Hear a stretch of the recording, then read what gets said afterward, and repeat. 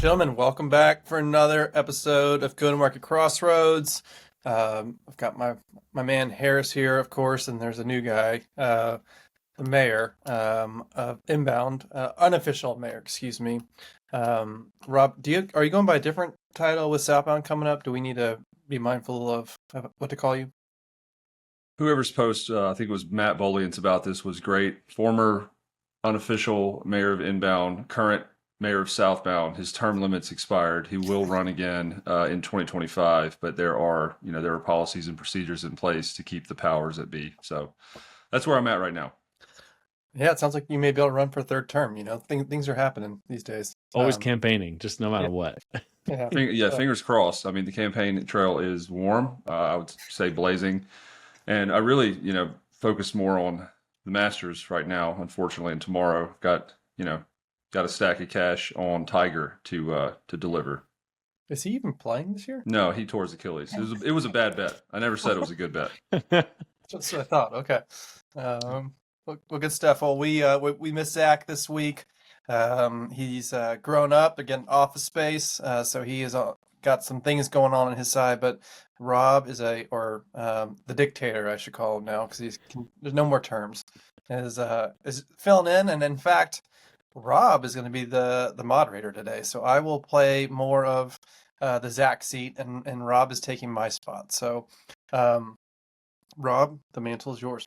It's a win for the audience, I would say, because they definitely want to hear from you and not the autocrat of Inbound or whatever, whatever that is. I mean, just starting off. Yeah, that's we don't get political on this show. Just starting off the top, right, is you kind of made the Masters joke, but one of the things that can kind of lead into where the conversation goes is, what's on your mind today? What's going on that I feel like we can discuss. Brendan wanted me to ask what keeps you up at night. We don't have to get there yet, but what's going on in your both of your worlds? Want me to jump in first, Brendan? Yeah, go for it. Well, two things. And this actually has been keeping me up at night. I have been waking up very early in the morning working on this, which is like our pricing for Outbound Sync. Been in business for 2 years now.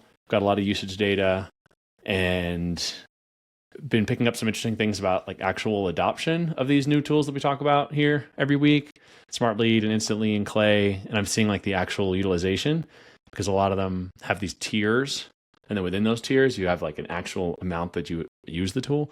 And it's pretty different, I've found now looking at our data versus what's like listed on pricing on different sites. So I've been working on that. Kind of the way I do these kinds of projects is I sort of obsess about it for a few days and I'm back and forth constantly with ChatGPT, and I'll get on some calls with people, buddies and customers and just try to hammer through it rather than drag it out. And then all this trade stuff. For sure. I mean, we don't have to get into all the details of it, but it's on my mind a lot. I'm just watching the updates, seeing what's going on. It's affected our pipeline a little bit in a positive direction.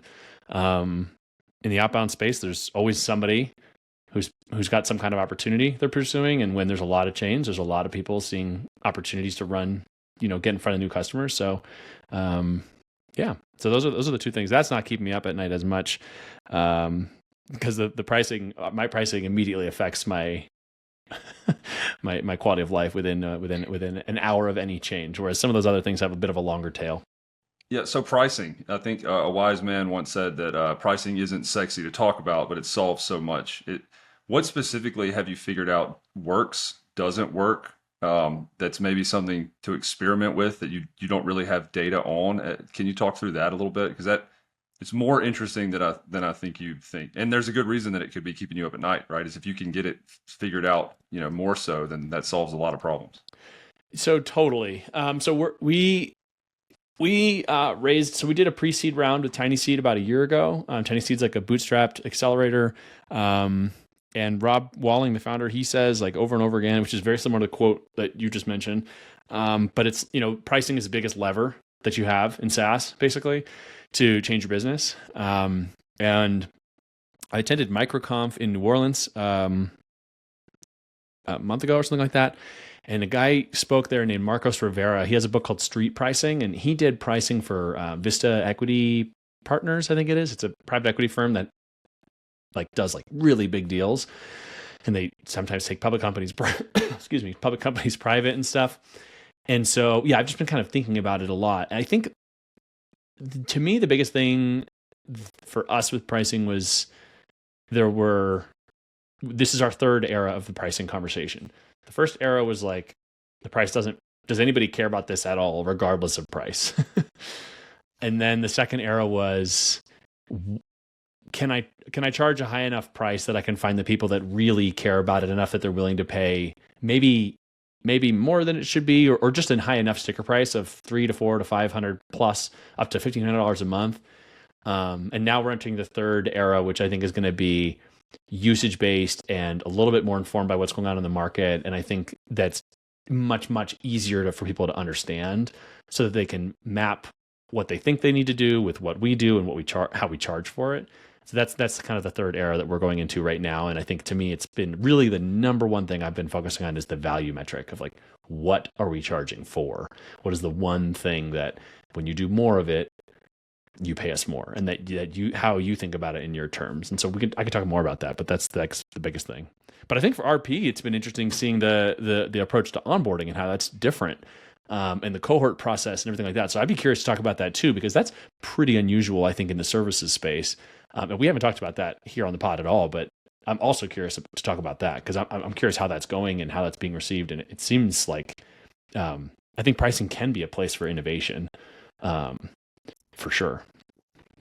Yeah, I think are you alluding to the self-service? Yeah. I wasn't sure the exact terminology that I'd want to like mislabel it. Depends who you talk to. Some people in our organization don't know acronyms, so they say the wrong thing. But yeah, we use DIY, like do it yourself, as well as self-service, product-led, human-assisted. I don't really know what we're gonna like. We're kind of testing messages to see what works, but in theory, it's a DIY product. But yeah, I'm happy to talk about that. Was a question what keeps me up at night, Rob? Was that where we started? Yeah, and then you took hopefully Carrie is okay, and the house is no other issues there. But it was that, and Harris mentioned pricing, and then it was, I think I followed up with your quote, by the way, the wise man was you, pricing isn't sexy to talk about, but it can solve so much. And Harris kind of was like, yes, the wisest man I've ever heard. Don't know who said that quote, but that's kind of where we were. And just specifically in relation to DIY, some of the higher tier packages that we offer, it'd be interesting to compare, contrast, and kind of talk about value versus perceived value, and how do you create demand kind of using price as a lever. Yeah. Well, it definitely was about house stuff, and it never seems to stop. So, but we're okay. I think, it's funny. My wife, this is speaking of wise quotes, like a problem a money can solve is not a true problem, is what she reminds me of. I don't know if I buy that yet, but I'm telling myself that. So it feels like a big problem every day. Talk about stressor outside of like getting the sewage out of my house. What keeps me up at night? There are a few things. I'm like, the thing that I've been balancing recently is like I'm really proud of the team. Like pausing to celebrate, being very proud of what we've done in Q1. Even posted about on LinkedIn today. Like the team did fantastic. Really, all phases of the organization. It was a really fun meeting to share that with the team. But I'm also like looking ahead, and like we've got to continue to execute. And so it's just trying to figure out how to balance the message of celebratory, but like we can't keep our eye off the ball. We got a lot to do, and so that's something that I'm. Excuse me. And within that, it's, hey, what do we need to like focus on? Like, what are those levers that really will move that needle for us to hit Q2? So that's very much top of mind for me. But I would love to talk about pricing, because I have a lot of thoughts on our evolution on pricing as it relates to our service, and then to where you were going, Harris, as we think about launching this new product. So that's a very fun and top of mind topic that I would love to unpack further. Yeah, he kind of mentioned that. I would say the question for me is more, he talked about Marco Riviera street pricing, a lot of being informed, right, with the data and what customers that you're talking with are telling you, almost competitive analysis. Is there a distribution to that of like how you go about figuring out pricing from kind of the data? experimenting with things other people are doing, competitive analysis, so taking people in the same field or in the same category and then just undercutting. How do you think through that as a founder whenever getting it right could be so impactful to the org? Mm. Well, here's how we start, because you just went through this process with changing your Yeah. pricing. I mean, for us, and I think actually this might map a little bit to what you're doing too. So, I mean, Outbound Sync is fundamentally a data product. So, one of the things you had is 2x2 matrix. Basically, the idea is like you charge for what people see. So if it was a 2x2 matrix where it was like if it's a high product or low product effort, and then high or low human effort. And so Outbound Sync, the product is doing a lot of work, but the person is not. And specifically, like the example in this 2x2 is like Snowflake is up there, but there are other examples of these data products where it's like how much you're using it now, but you don't have to move towards pure usage based. And so for us, like the conversation, like what I found I would colloquially ask is like, what's your volume? How many emails are you sending? And it seems like it's a really good question because it captures a lot of things. It captures like how much data are you able to list, are you able to generate, or what, how many inboxes do you have, or what's your capacity to send things out, but also like what's the size of your TAM? Also like how big is your team? Like all of those things kind of in the outbound side, they get boiled down to how much you're sending. And the nice thing also about that question is it's not like a budget question. So people, it's not uncomfortable to talk about. It's like a little bit separated from some other, it's adjacent to, but separated from some sensitive topics. And so I think for me, for us, like focusing on that, it's also allowing us to get away from a conversation that was really hard to have, which was how does this compare to Make or Zapier? And it's hard for me to explain, like, well, there's like literally dozens or hundreds of little things that we've shipped that capture that make it easier. We started as a low code integration. And I would try to acknowledge it and talk about it. And people would be like, okay, like I trust you, but I'm having a hard time understanding it. And so basically we like have stepped away from that, and we have put the consideration, the value metric, in a term that they're already thinking about, which is how much am I sending? And so now basically if they say, well, I'm going to build this myself from scratch, totally on my own, I can say like there are lots of this you can do. There's a lot of uncertainty about how you do it. And there are some things you won't be able to do unless you hire a software engineer. And so, because it's like, I can't answer that question for them fully in depth about every single thing that's different and every single thing they're going to have to think about and every single weird edge case that might come up. So all I can say is like, we think about it the way you think about it. And if you want to buy a product that solves this problem the way you're thinking about it, that's what we do. You send 10,000 emails a month, we help you get 10,000 emails a month into HubSpot. And that's what we bill for. And that's how this works. And once it's in HubSpot, we have super packages for workflows and reports. We have, a knowledge base that shows you how it works. We have, we have a CSM who's going to help you use the data or whatever. And so just like the immediate initial reaction we're getting from people is like, okay, you're thinking about this the way I'm thinking about this. The actual price itself is secondary from what I'm finding. And so anyway, so we were like fighting this asymmetric thing that we were kind of losing because we were getting pulled into this like confusion over like what problem how do I do this? How would I do it myself? And it's like, that's huge. I mean, I've spent 2 years trying to solve this problem. We're talking for 30 minutes right now. We can't cover that. It's impossible. And so I've found it much better to be like, listen, let me meet you where you're at. Here's how you're thinking about it.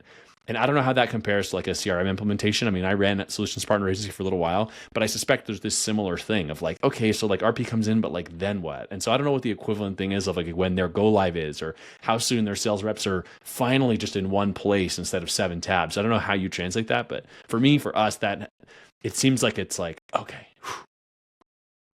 Yeah, I think to quote a Southbound keynote speaker, Donald Miller, it's the whole, if you confuse, you lose. And so I think you found a way to speak the language of your buyer. And that's kind of like the baseline metric. And I think having something that serves as an anchor to compare it to is really, really valuable. So for us, like when we first got started, when Matt and I were figuring out how to price for RP, we actually didn't talk about implementations because that wasn't the right way to think about our product line. We were more of a managed service model and talking, it was more of, hey, how do you solve for RevOps? Do you hire or do you partner? And so that framed it for that go-to-market leader, whoever, whatever that's a VP of sales or a CRO or even a CEO, depending on the maturity of the organization. They were framing it of, okay, is it, I can think about this as a W-2 spend. And so therefore that already sets at least a common understanding of what the price point will be. Because if you compare it to a HubSpot onboarding or implementation, like you can buy a HubSpot implementation for $3,000 Right. for Marketing Hub. And like we're charging, you know, in some instances, $20,000 a month for our service. And it's just like, if you try to base it off of that, you are creating a really too much friction for the buyer. So that's like, I would say you need to make sure it's consumable, and then you need to have a comparison for them to have some appetite for how to know. And then that gets into the differentiation of, well, why can we charge X% more or less potentially than, you know, other options that are out there. And so that's kind of how we stack it. At least how we started with the services side. This new product that we've come out with is a whole different animal that we can certainly talk about, because I'm very excited about it. And Rob, you've been assigned the owner to build that. So we can Yeah, have a any fun plugs from either of you would help my life out and my OKRs in Q2 a lot. So feel free to just take the rest of this episode to talk about them. do you feel a little pressure, Rob? Because I just said what keeps me up at night is something that you are responsible for. I've been involved with the last, I don't know, 2 or 3 or 4 primary OKRs. So I think I have built up a little bit of cachet when it comes to that. So There's a nice little flex there, you know? hey, I mean, the mayor of Inbound's got to make money somehow. You said a couple interesting things there, Brendan. I'd like for you to talk about that, but both of you, the confuse you lose. There's this translative, if that's a word, a translation element that helps speak the customer buyer. And one of the things in demand that I've found difficult, I can only imagine for sales, especially with HubSpot reps, is they're assigned territories or they're assigned based on company size, right? SMB, mid-market, enterprise. Pharmaceutical reps or car set, like I find a lot of other places it's industry or whatever based, and that requires a very specific set of, to quote Liam Neeson, linguistic skills, right? If you're in healthcare, you need to be very familiar with HIPAA. If you're in, you know, you could go on and on.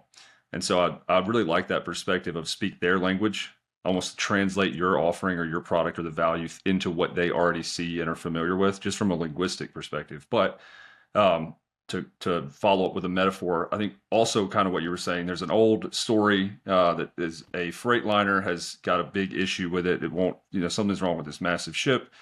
To make it a little bit shorter, they hired a guy to come out, $500. He worked and toiled for hours, couldn't fix it. Next guy, $1,000, you know, similar. They spent $2,000 on an expert or somebody that was, you know, self-proclaimed could fix the issue. Nobody. And they found this one guy, this old guy that had been doing it for 40 years, a naval engineer. He said it was going to be $30,000 to fix it. So they said, well, I mean, it's a $2 million or more ship, whatever the metaphor says there. But the point is that he fixed it in 10 minutes. And they were like, we're not paying you $30,000 for this. He was like, you're not paying me $30,000 for the 10 minutes. You're paying me $30,000 for the 30 years it took me to learn how to do this in 10 minutes. Mm-hmm. And I think there's an element of what, Harris, you were saying specifically, like, some of that you just have to meet them where they are and kind of speak in your terms, and also be able to highlight the value differentiation that you're providing in a way that they can understand. Yep. Yeah. Yeah. I've definitely found that. I feel like if it resonates and then you say, and this is what it costs, it's just such a different conversation than, at least we'll see. I mean, it's early right now, but like the difference already is like night and day, feeling like versus what we were doing before. What I was trying to do before, where I would kind of talk through it. And I was just like, I was really, really gatekeeping. It's like, you really had to care about this to decide to sign up for our product. Because I was not making it easy for people. And I think that like one thing that we've done that's a little, I suspect that I know how hard your team works because we've had some exposure. I've had some exposure to that and just seeing the level of delivery. Sometimes that means you don't charge for things too, right? Like there are features that I before was like, oh, I'm going to feature gate this and you have to be on a higher plan for this. But I found that in practice, I just couldn't enforce it. Because if they say, well, I want to be able to do this in HubSpot, I just didn't feel comfortable being like, well, you have to be on this plan. I would always be like, well, fine, that's fine. You can just, I just really want you to use what we're doing. I want you to find it helpful. And so like, maybe that doesn't mean like capturing value at every single point on the curve. There's certain things where like, this is valuable. I know it is. I'm going to charge for it. But there's other things where it's like, listen, this isn't the core thing. And if this is going to make it easier for you to adopt what we're doing, like, that's fine. Just have it, just take it. So I'm sure like some PE person out there is squirming or licking their chops thinking about all the like money on it. But I feel like that's the other side of it is like, know the value, capture the value, but you can't constantly be like trying to get every last thing out of them, you know? Yeah, I mean, that's something I've been talking to a few of our teams. So we've launched, it's not just our the DIY product, but I think to where you're going, Harris, is our all-bound product. And like, we cannot underscore the importance of traction. Like, we've got to get at bats. We got to understand what resonates with the buyer, where they see the value, understand the data. You can always change pricing. But if you don't have traction, then you don't have a product. And so I'm a firm believer that go to market and brand is far more valuable than the product. And so we've got to make sure that we understand how to get that traction and the demand to then inform what the value of that product. And so that to your, I think where you're going here is my encouragement would be for, and what we're trying to push for is like get adoption. And then we can iterate once we know what the key hooks are and what people are actually using. But if you don't solve for the customer in that sense, then it's going to be a really painful. At least I've found it to be very painful. I mean, when Matt and I were starting with even just RP, and I know I talked to you about like having at least a like common understanding denominator of how to price. I mean, it's just like get stuff in. Now, is that sustainable? No. But like for the beginning phases like that, unless you have just an amazing product or an amazing ability to market, you got to start somewhere. I'm in a true RP fashion taking a bunch of notes for next questions, and so a couple of ways I can go here. I think retention is what keeps. I don't know if it's Brendan or his sewers or whatever's going on with his house, but I feel like that keeps people up at night too, especially with a services company or subscription-based PLG company. So something came out yesterday. This was a podcast clip from maybe 6-7 years ago, and it was a study. Gary V was in it, but it was something published, I want to say by HBR, whatever it was. It said they did a study among restaurants. First time customers, there was a 40% chance they'd return. Second time, if they did return, it was 43%. I think the third time, like once they'd been back and experienced that value, there was like a 74% chance of them coming back to the restaurant and almost becoming like a regular or becoming one of their spaces. The interesting part of that to me is like it takes more at bats to create the value or the perception of value or experience. Really what we want to create is an experience that drives recurring value. But the food reviews did not line up with that as much. And so there's this question of like, especially with us, maybe Brendan, this is more to you, but how do you differentiate value based on the actual service or product that it is versus how much value is in the mechanism of delivery, like our operating principles, the way that we go about providing the services themselves. So is there a distinction there between a product/service versus the overall delivery mechanism, the operating principles? I think you're capturing two concepts. I think there's the experience and there's the impact. And I think we can have a fun debate on which is more important. But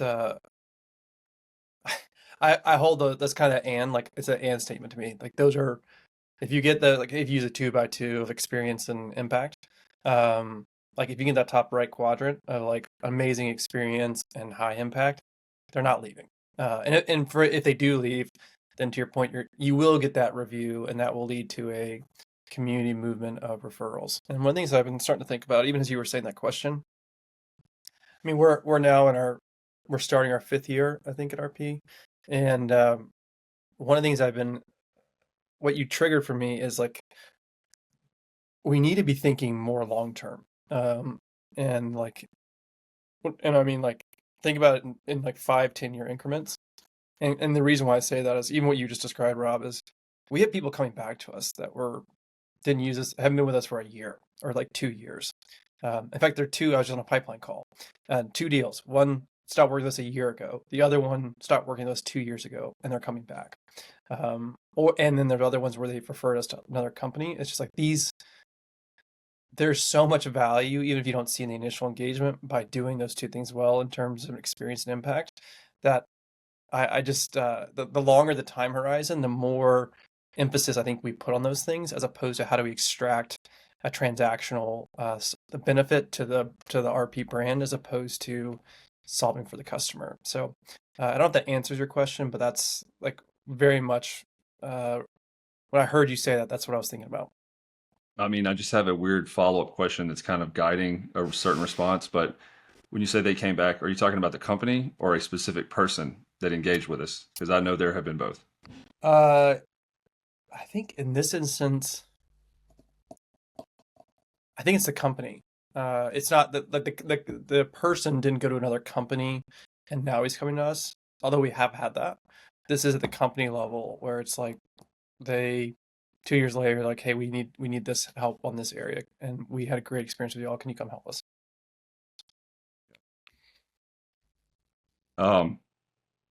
Talking about pricing earlier, this is kind of a weird non sequitur. See if I can make it into one. We're talking about prioritization, right? Things you're thinking about doing now, with DIY as a priority, with margin as a priority, with like figuring out pricing, Harris, as what you were talking about. You probably both know this better than I do, but the whole Warren Buffett, like write down your top 10 things, cut it in half, cut that in half, and then do the one thing. How do you figure out what that one thing is, and how often can it change, or should it change?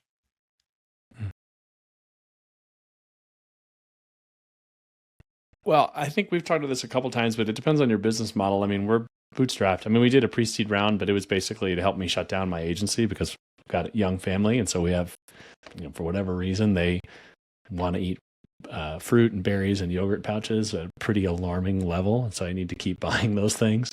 And so it helped us with that, but it really wasn't like, we raised a bunch of money. And so that is a forcing function for us. And I think pricing is part of that, because you can see, like, if you focus on closed won deals. So one of the things that in that street pricing book is, like, the idea with street pricing is it's like what happens on the street is real or whatever, right? It's not like something in your head. It's like reality. It's sometimes it's gritty or whatever, but it's where rubber hits the road kind of thing, right?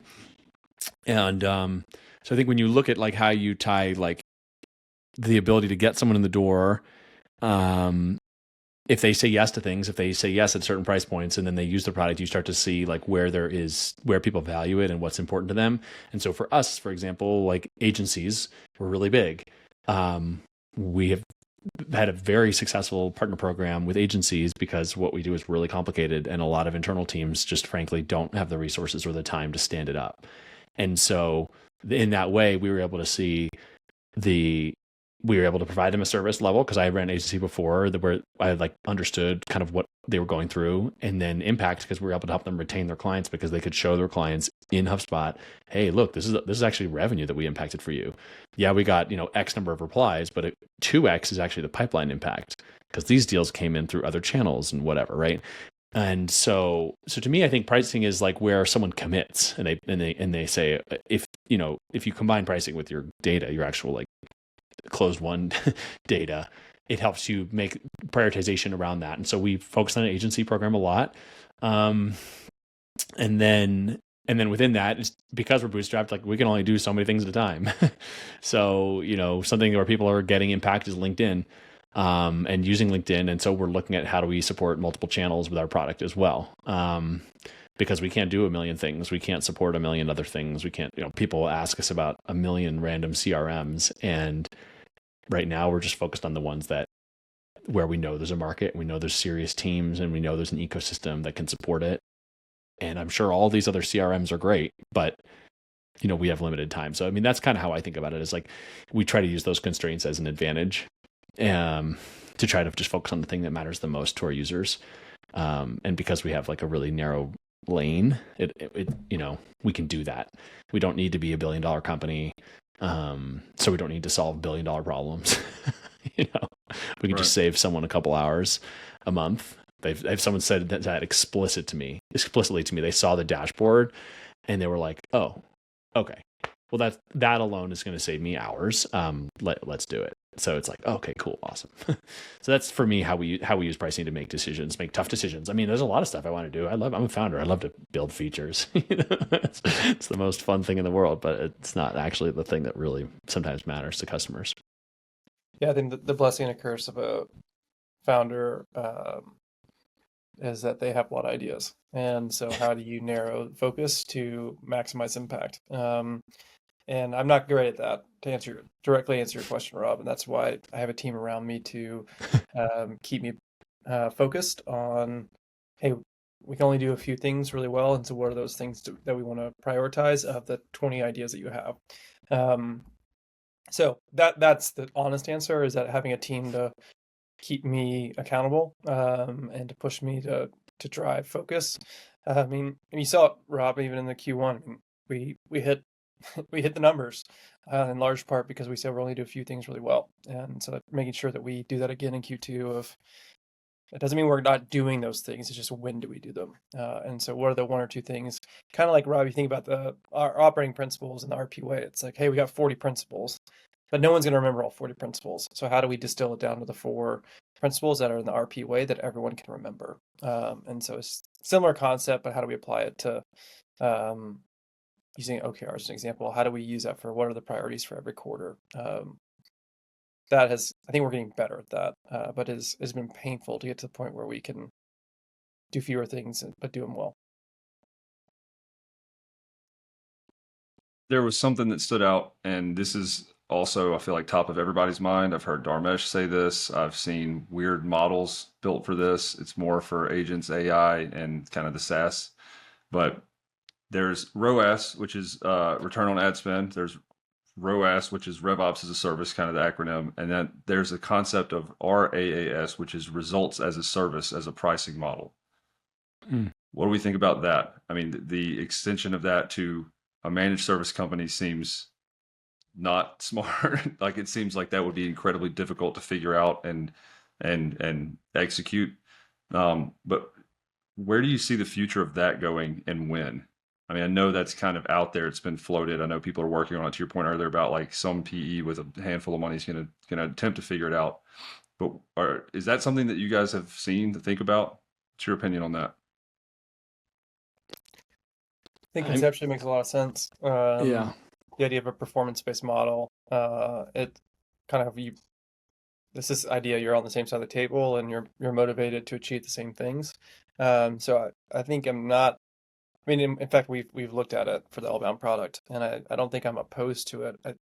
But there is an element. I think it can be, if it's set up properly, I think it makes a lot of sense. At the same time, it can get very contentious very fast. And so a lot of this is a reaction to, I hate to say it, but bad digital marketing agencies and bad outbound agencies that had vanity metrics that didn't actually tie to outcome. And so people now it's a repudiation of that, and they're also just have budgets that are being shrunk. So how do I achieve revenue? And so a performance-based model is a way for that to happen.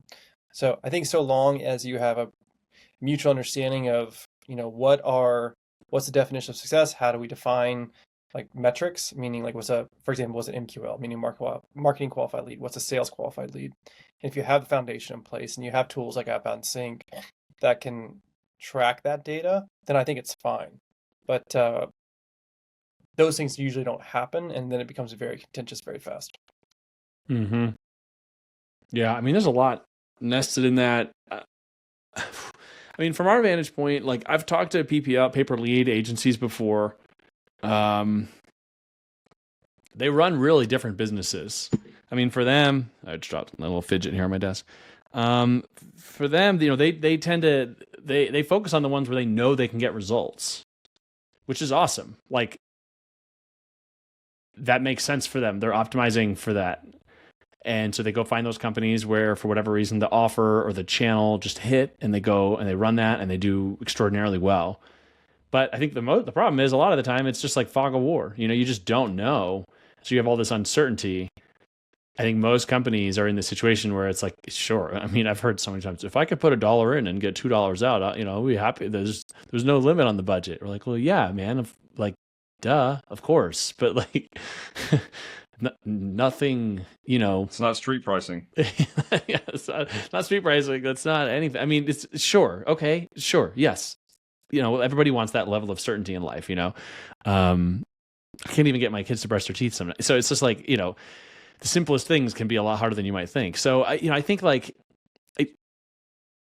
and so what happens is that a lot of agencies end up doing more of a retainer model, and that allows them to scale better and develop better resources. And so they don't have to take the risk associated with the results model.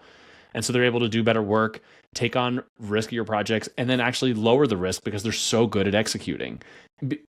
And so I think the narrow nature of when pure results budget or model works, it's so narrow that those companies don't scale. And so then who's going to serve everybody else? It seems like it's people that have a different business model that allow them to accrue resources, accrue the human capital, the talent to sift through really complicated problems and come up with better answers than the internal team would have. I think a blended model might be more feasible for a lot of the types of companies that we tend to work with, where you have this base plus kind of thing. And but I think to step in, maybe this will help because it's how, it triggered this. It's kind of like what Brendan was mentioning with impact versus experience. Yeah. There's results and there are outcomes. I would say it's a hot take, but it's a point you could discuss of marketing being the original results as a service that didn't really drive revenue growth. We need, 10,000 MQLs or leads. Here they are. We actually churned, but you know what I mean? Mm-hmm. There wasn't the overall outcome or business impact, which is part of what, shout out to me, Brendan, plug in RP. That's what we can help deliver. And I think that's kind of the same approach we take to it. It's less about a specific result and more about a chain of results that leads to this desired business outcome. Mm-hmm.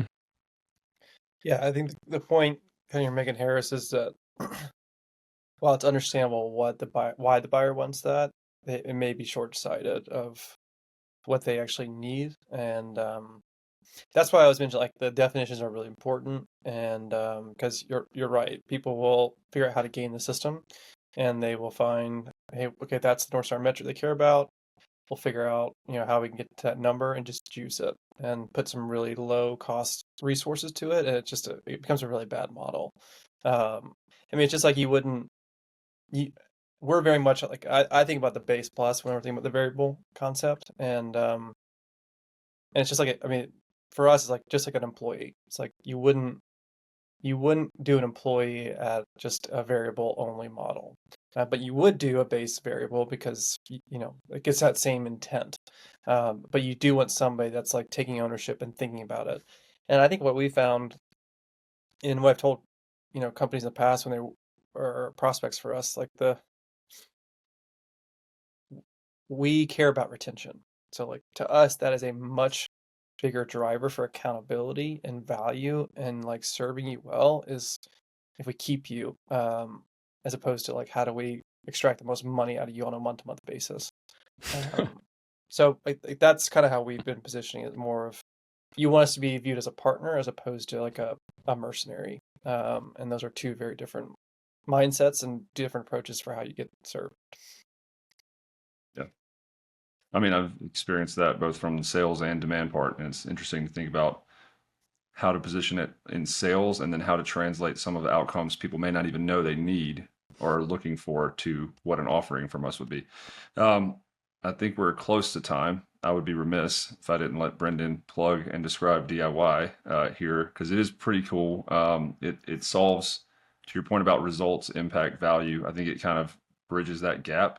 And weirdly, it solves for a lot of things that I feel like have happened since COVID, right? Which is I don't want to be on another onboarding call. I don't have time. I have some experience. I can knock it out.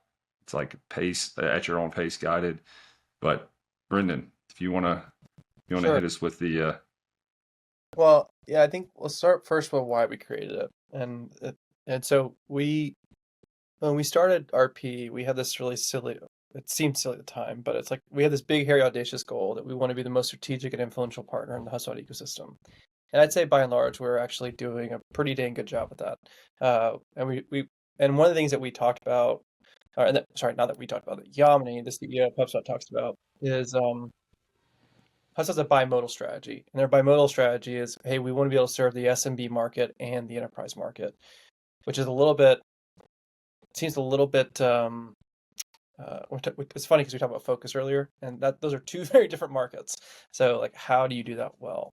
And so we wanted to figure out how we could solve both the corporate kind of commercial segment, meaning 250 employees, 2,000 employees, but also this SMB market. Because whenever you look at HubSpot's earnings calls, they have about 10,000 customers on a quarter. Now, this isn't public, but I would imagine about 80% of those are in the SMB segment, if not more. And so we were trying to figure out how can we create a solution that allows us to do the SMB market, but also the enterprise market. And so what we thought through was, hey, our core practice is going to be more for the upmarket, but there's this huge market down below that we want to be able to serve. And so that's what kind of started this idea of like, how can we create a low cost offer, like high value, low touch offer that would resonate with that market. And so that's what we try to solve for. And we realized kind of the buyer behavior is in that segment is like, hey, I would really love a frictionless buying experience where I don't have to talk to an agency and that I could actually have this implementation embedded inside my HubSpot instance so that I am actually doing it on my platform, on my timeline. And so in Super, it actually allowed us to be able to do that. And so that's what we launched. And it's really more for the SMB market. Persona is either kind of like a VP of sales that's at an early stage, could be a director of sales who doesn't have the budget to bring on somebody like us. And so they have to do it themselves. And so giving them best practices and playbooks that we've built over the last 4 years, that they have access to those resources so they can build quickly and ultimately scale their organization. And so that's what it is at a high level. And then we price it actually below what HubSpot charges for onboarding. So you're getting a frictionless buying experience, you're getting best practices, and you're getting it at a fraction of the cost. And so that's the offer. It just came out, and we're pretty dang excited about it. In a weird way, to be able to democratize revenue operations to make it actionable and accessible is kind of a core focus of RevPartners as well. And I have pushed this for a while with like Rev Doctors and all this, but what you're democratizing is the expertise and kind of the support. And it's to me, the metaphor works well with healthcare, right? Like a onboarding that's done based on it's almost preventative care. You don't need that level yet. So I don't think, because I've kind of struggled with this on how to position it, but I don't think it cannibalizes the other. It's just a level of need, readiness, timing, a lot of the stuff that we can't control, and making offers that suit both. I think with the intent as like, hey, if almost results-based tiering, right? Like if this DIY works, you're probably going to need Copper, which is a kind of admin function with that kind of thing. I think if you're growing, it's value first. It's a value first concept, and then we can grow with them. And so, assuming they continue to grow their business, then we're here for them. Thanks for tuning in today on another great episode of Go-to-Market Crossroads with me, your host, the mayor of Inbound, Brendan Tollison and Harris Kinney. We'll see you next time. Stay awesome. Thanks, Rob. Thanks, Rob.